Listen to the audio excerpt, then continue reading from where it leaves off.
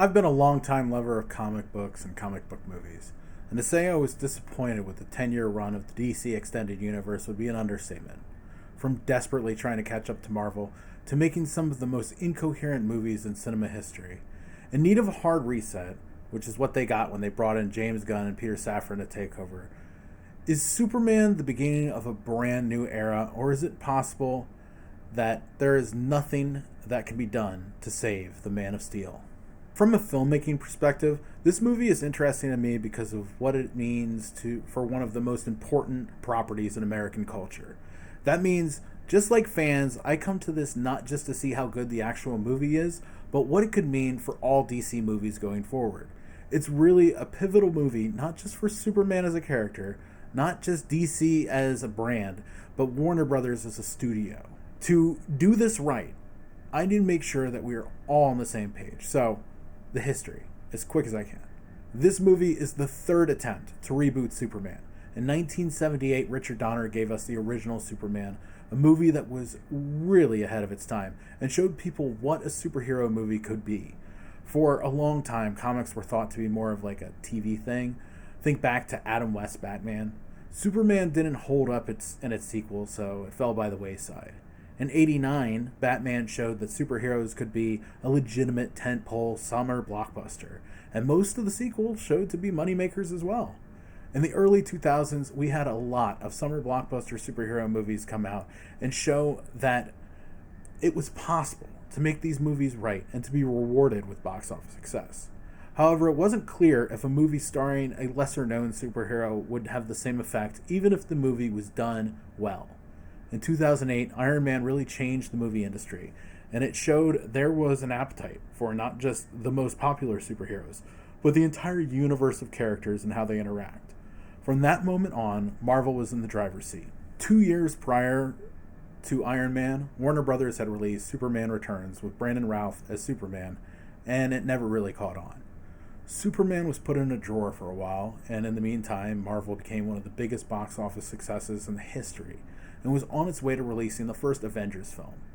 Warner Brothers, terrified that they were missing the moment, put out the second reboot, Man of Steel, with Henry Cavill as Superman.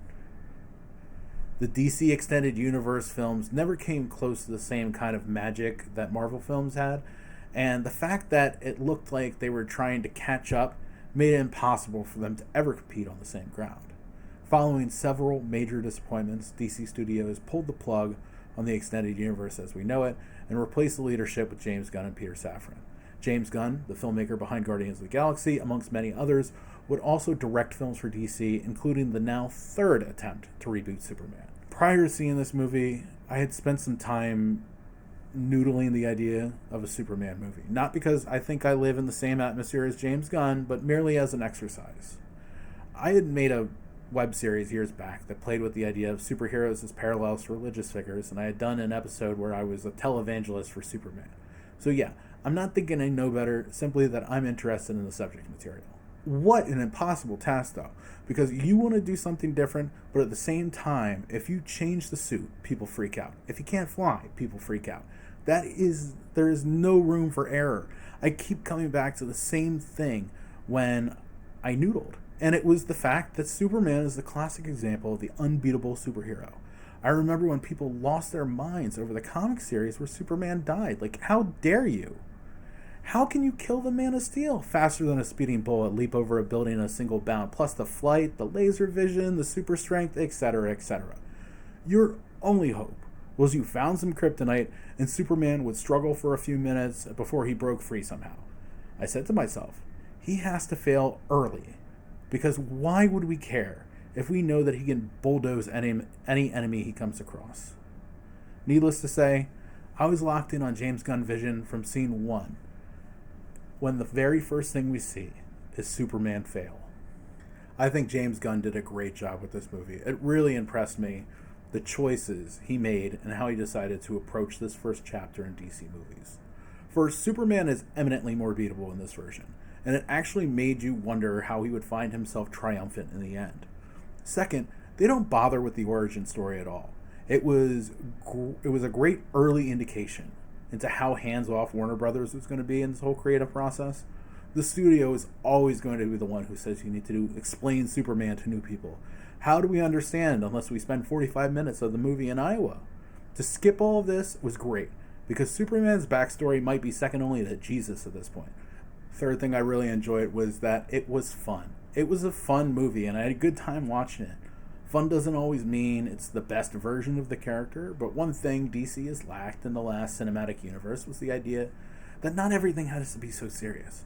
If you imagine you are Superman, like I was imagining I was James Gunn, you will realize that you might save the city and have an argument with your girlfriend in the same night. Making Superman more human allows us to feel more empathy for him, which we desperately need because he has been largely a cold character for so long. Superman is always about business, and in this flick, you can really see Superman and Clark Kent differently, even though they are constantly overlap one another. In the end, I really think James did great. It's a tough nut to crack, and he turned in a better effort than any Superman since '78, in my opinion. I could argue with choices here and there, but that's just preference and taste over an indictment of the work. For instance, I would have had less of Krypto, and possibly not called him Krypto, and maybe give the dog an arc towards being a good boy if he was going to be so prominent. But I'm never going to complain about a dog being in a movie. If you tell me to imagine an interdimensional realm, and suddenly a rift appears, I would not have come up with what was in this movie. But it's not that serious. The only real question I have is what this means for the movies being interconnected and how this will work into something in the future. But I also feel like DC is still feeling that out. And with this being the first of the new era, they still have time to work that out. The one thing that DC has always had was the ability to do breakaway movies. That they don't need to stick to any story or universe from the main storyline movies. It's worked out tremendously because all those movies are my favorite of recent memory. The Dark Knight trilogy was an absolute pinnacle, and Matt Reeves' Batman was fantastic, and I loved the Joker when it came out. How does James Gunn take Superman and have him interact with Batman in the future? They've played coy about Robert Pattinson playing said Batman, but maybe there is another separate movie for canon purposes. No one knows, but I'm sure they have worked on it a lot. The other major component to the success of this film is finding the right combination of actors to play Superman, Lois Lane, and Lex Luthor. And again, I think they really nailed the selections. I really enjoyed David Cornsweet as Superman and felt like this was one of the more convincing attempts at trying to play Clark Kent and Superman in a way that makes you think they are different people.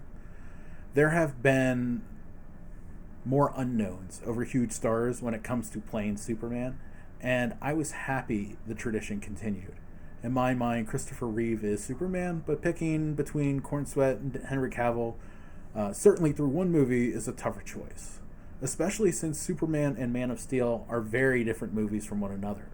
I think Henry Cavill has more of the look and the physicality. When he's shirtless in Man of Steel and you see the muscles, it's hard not to think of Superman's strength. Cornsweet has more of an athletic frame over a muscular build. And sometimes I think that works better, but other times it feels like he might not be as strong as he's being portrayed. I mean, I know it's all a movie, but stick with me. On the other hand, I enjoyed my time with Cornsweet more, and when he's not saving Metropolis, I think he has more adept at remaining grounded to reality over Cavill. I'm really excited to see more of Cornsweet, both wearing a cape and outside of it. I love the pick of Rachel Brosnahan as Lois Lane and thought she did an incredible job in the role. More than anything, the chemistry between her and Cornsweet was great, and I really feel like she did a great job challenging him. Lois Lane has always been a beauty, but the smarts and dogginess I felt have always been less obvious in previous iterations. And that combination comes very naturally for Rachel. I've been a fan for a long time, and I'm glad that she's getting an opportunity to shine in a movie like this. Lex Luthor to me is tough because I was such a fan of Gene Hackman and how he played it that I have a hard time not comparing future actors to the bar he set. Much like Joker will always be compared to Ledger, what makes it tough is that Spacey, Eisenberg, and now Nicholas Hoult have all been talented actors doing a great job in the confines of their movies, but none had the same resonance as Hackman. I feel like this version of Luthor is more the smartest guy in the room over the smartest guy in the world, which always felt like the Luthor benchmark. I feel like while the rest of the movie is fun and has moments of levity, Lex Luthor never really gets the chance to be fun. Again, I really like Nicholas Hoult. I think he does great and works well with Superman. Just like basketball, we will compare Jordan to everyone who follows, and in Superman, we compare every Lex Luthor to Gene Hackman. The rest of the cast was great as well, and we get lots of solid actors all throughout. My favorite of them being Edie Gathegi, please mind my pronunciation, playing Mr. Terrific, who is simply put terrific. The humor he showed and general vibe of the character were pitch perfect for me. Nathan Fillion and Isabella Merced were both great as fellow members of the Justice Gang. The newsroom had great performances as well. A special attaboy to Skylar Gisondo as Jimmy Olsen. Overall, there really wasn't a weak spot for the cast in my view, and it was good, solid work all around. This brings us back to the beginning, to the state of the DC and Marvel universes. The TKO goes to Marvel, as they have been on the same run since the beginning, before DC started, and it got so untenable for them that they had to restart from scratch. In 2025, we have seen cracks finally showing in Marvel's armor. If it wasn't for Spider-Man and Wolverine Deadpool, there haven't been many hits as there were in a pre-Endgame world. Thunderbolts had recently gotten decent reviews. I saw it and I wasn't blown away.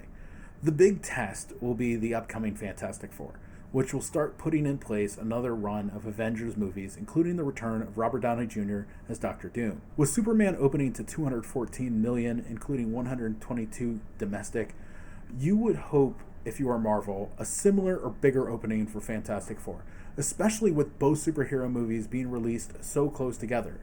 If Fantastic Four performs like Thunderbolts did, I think it will sound alarms at Disney. Just like the last DCU, when it went downhill, it happened quickly. Marvel movies just aren't fun anymore. You feel like you need to do your homework before you walk in. Increasingly, those shows you need to have watched beforehand are not enticing enough to make it worth it. And then you feel out of the loop. Meanwhile, on the other side of the coin, DC is in a more free place to slowly build and explore the universe of characters, while I still think it's more likely that Marvel can get a $1.5 billion grosser first. The stage is set if DC can do things correctly to have a run of big successful movies in short order, much like Marvel did.